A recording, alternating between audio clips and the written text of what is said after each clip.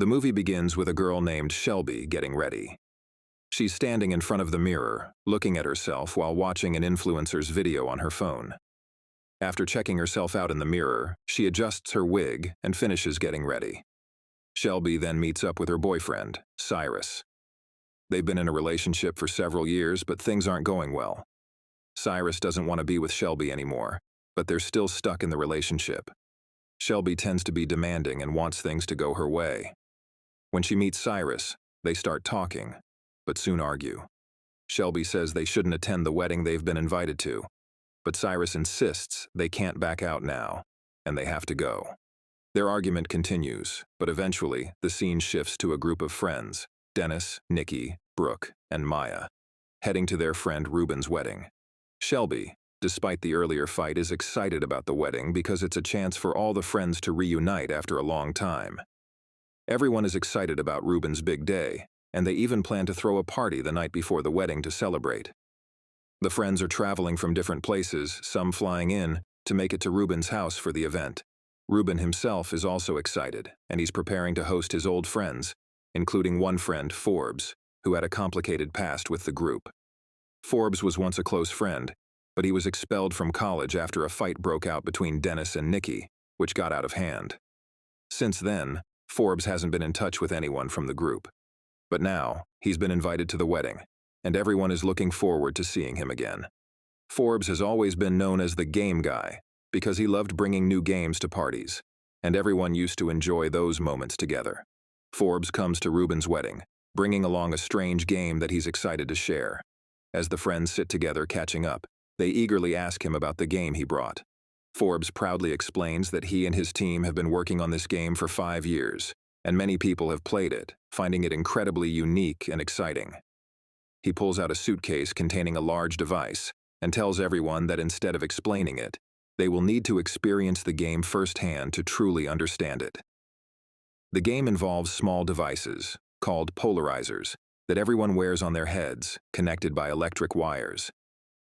These polarizers allow people to swap bodies, meaning their souls can jump into someone else's body, while another person's soul enters their body. The goal of the game is to guess whose soul is in which body. The friends are excited by the idea and agree to play. In the first round, Shelby's soul ends up in Brooke's body, and they all have fun trying to guess who is in whose body. Cyrus swaps bodies with Dennis, while Ruben ends up in Cyrus's body. Forbes, who is in Dennis's body, lies to confuse the group by pretending Cyrus is still in his original body. Everyone laughs and enjoys the confusion, as the first round goes on in good spirits. During this game, it's revealed that Ruben and Maya used to date during their college years and still have feelings for each other. While playing, Ruben, in Cyrus's body, and Maya, in Nikki's body, sneak off and share a kiss. After the first round, all the friends swap back to their original bodies, and they are eager to play the second round. However, Cyrus hesitates, saying that during the first round, being in Dennis's body felt strange and uncomfortable. He accuses Forbes of lying during the game, which makes things even more confusing. Forbes scolds Cyrus for being a bad sport, but Shelby convinces Cyrus to give the game another chance.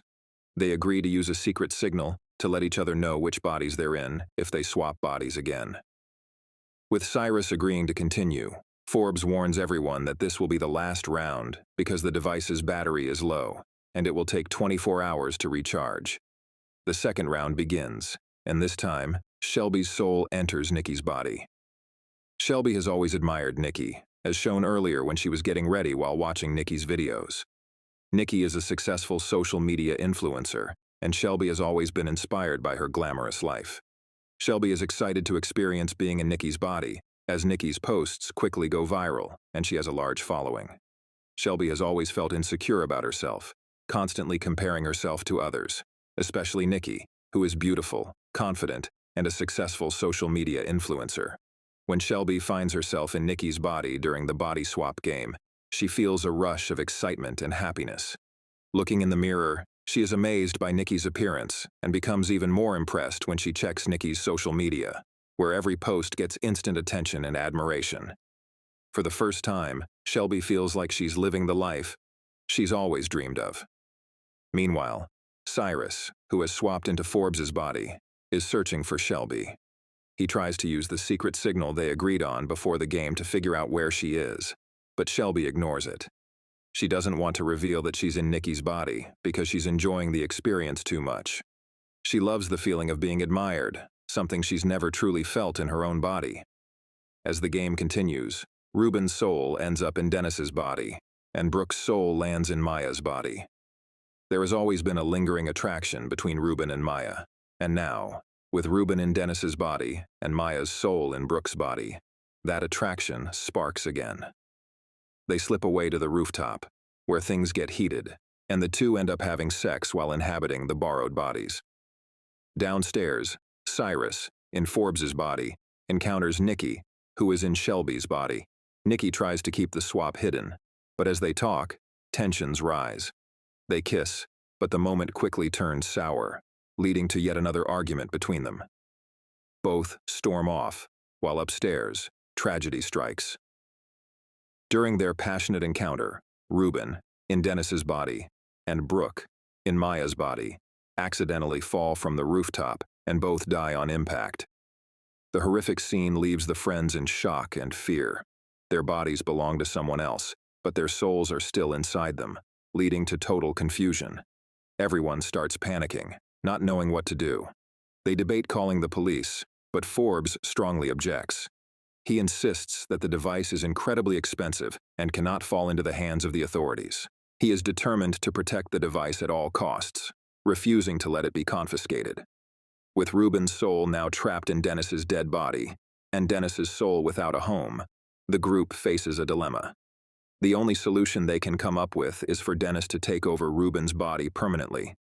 Dennis is reluctant, as Ruben's body represents his life, relationships, and identity, but it seems like the only way to restore some order.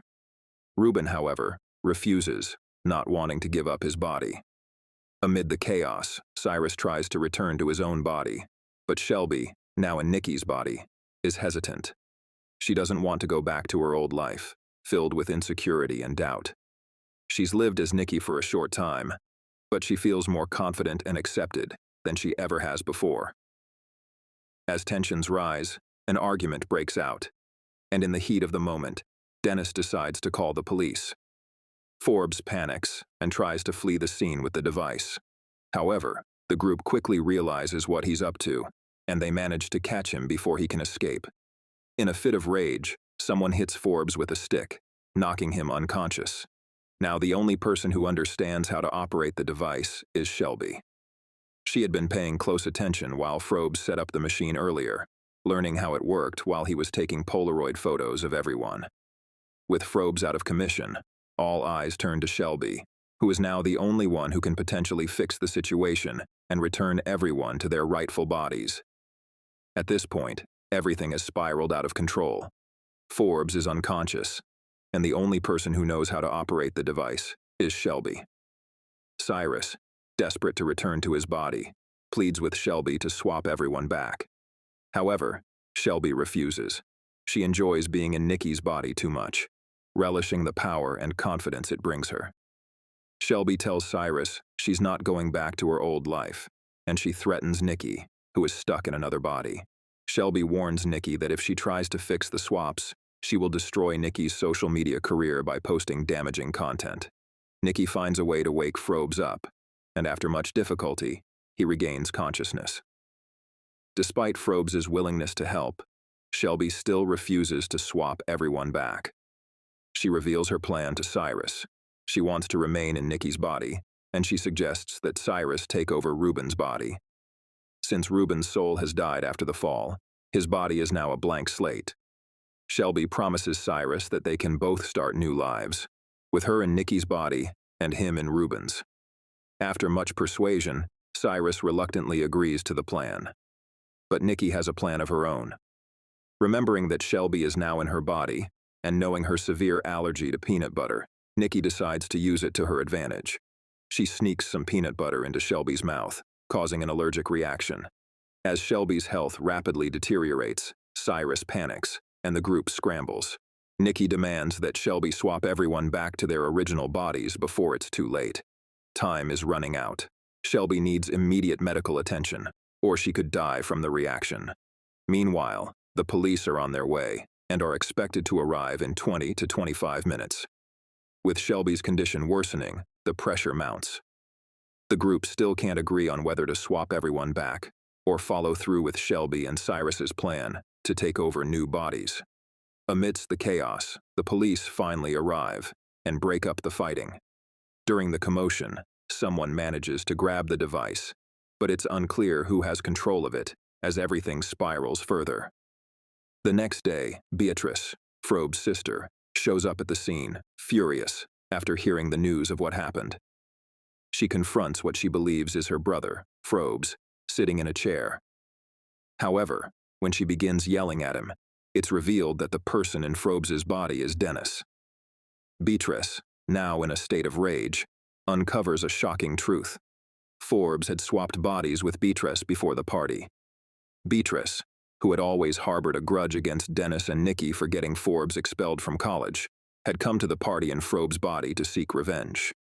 Beatrice's anger is only heightened when she learns how chaotic the situation has become. Now trapped in the body-swapping mess herself, she demands that everything be put right. But it's too late. The device, along with Dennis's money, has gone missing.